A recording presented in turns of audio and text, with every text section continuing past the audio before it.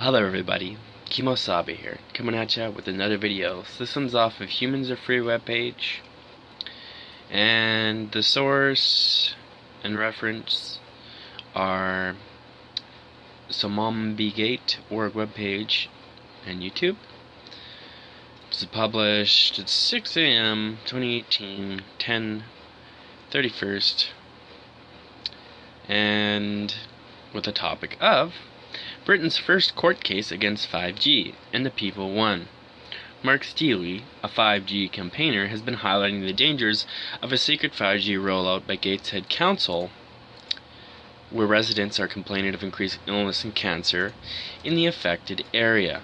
There's enough evidence to conclude that the new smart 5G arrays on the top of new LED lampposts emit Class 1 radiation frequencies and should be treated as a danger to the public. Gateshead Council ignorantly rebutted clear evidence and created false allegations on social media posts and printed leaflets stating that Mark Steele is spreading pseudo-science and that the arrays are not dangerous of 5G. Please be assured that there is no scientific basis or credible evidence for any of these scare stories about streetlights and causing cancer and other illnesses. They misused police powers to gag Mark Steele, and yesterday he left a free man, and Gateshead Council to fork out £11,000 of taxpayers' money to cover the court costs, amounting to woeful ignorance. In court, none of the council officers could explain what 5G is, and their leading government expert refused to attend the court hearing. In conclusion, the judge refused to gag Mark, stating, "The public have a right to know. Please use the Freedom of Information request template to lawfully challenge your counsel about 5G and smart cities." The secret 5G rollout issue in Gateshead is now officially of public interest and will be treated as a landmark case for other people to start using this court's ruling to challenge their councils.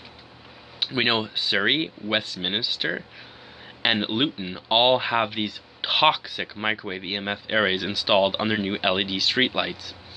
We now know even if these arrays are currently 2G, 3G, or 4G, they can be 5G enabled by a fitting of lens that focuses the frequency.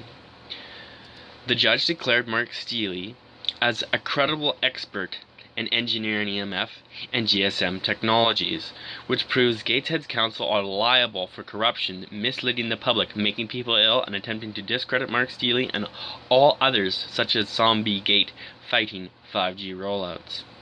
Councils are struggling at the moment. Over 50% are almost bankrupt because over half of their resources are being spent on the increase of adult social care. So any proposal with the promise of more revenue is irresistible. Smart city companies are going into councils with amazing futuristic presentations detailing the first step, which is to install the 5G infrastructure, i.e. the lampposts on streets and motorways.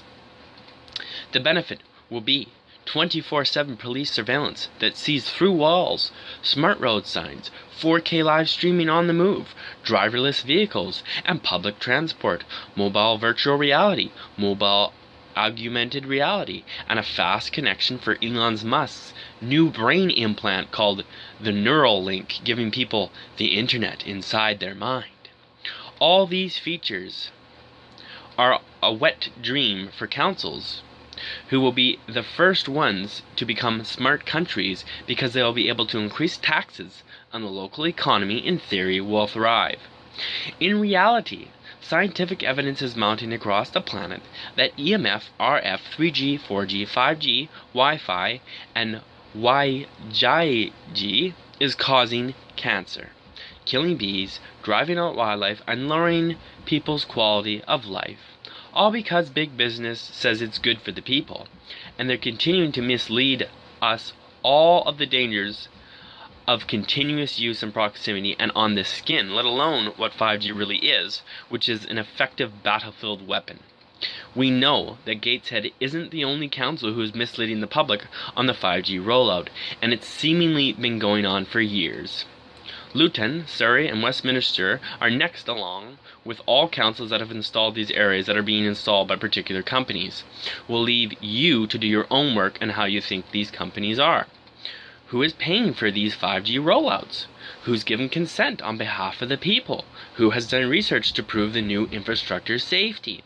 As usual, these important issues are being rubbished by the media and benefactories to big business, but they'll soon see our wrath as we now this ruling. Doesn't sound quite proper grammar, but all hell is going to break loose in Great Britain, and we're going to take the fight to them. We will not be silenced, and we will not willfully poison our bodies and our families' bodies with Class 1 radiation. We do not consent. Mark Steele's of Save Us Now org webpage, UK, has made this a big part of his life. It's people like Mark and all of you who get involved that make a difference to our lives. Please spread the word and get in touch with us if you want any advice on how to approach your council. We're going to be producing a simple template pack you can send to your councils very soon. And we have a couple little links apparently. They're saying the 6 links below are enough to convince anyone what's going on around us without our consent. They have a little video there. I'm not going to post that as of the big throttling on conspiracies and everything else, so I won't put that in the link in the description, but it is on YouTube already, so I think if you look up 5G Wickham Public Radiation Dangers, it should pop up.